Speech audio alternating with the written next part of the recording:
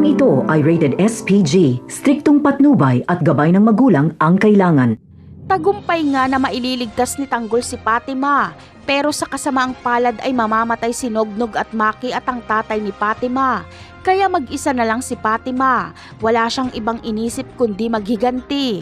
Dadalhin siya ni Tanggol sa kanilang hideout at doon na muna ito titira para masigurado ang kaligtasan nito. Si Fatima kasi ay tinik sa mga gerero dahil siya ang nag-iisang witness sa pagkamatay ni David. Samantala, tuturuan ni Tanggol si Fatima kung paano makipaglaban at humawak ng baril. At nang sa ganon ay magawang maipagtanggol ni Fatima ang kanyang sarili at maipaghiganti ang kanyang pamilya.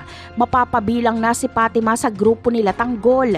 Kaya sa paglipas ng panahon ay magiging partner na ni Tanggol si Fatima sa lahat.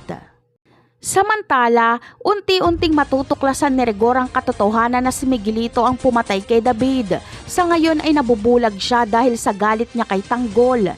Pero siya mismo ang makakadiskubre na kaya pala umaalis sila Colonel Romero ng nakasibilyan at kasama ang mga tiwaling pulis ay para patahimikin si Fatima.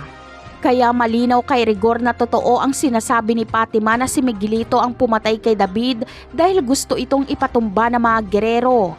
Ganun pa man ay malabong mapaslang ng mga gerero si Fatima dahil protektado na ito nila Tanggol at hindi nila mahanap ang hideout nila Tanggol dahil gamit nila ang hideout ng mga kabalyero. Sinong mag-aakalang may mga tao pa doon, gayong patay na ang mga kabalyero.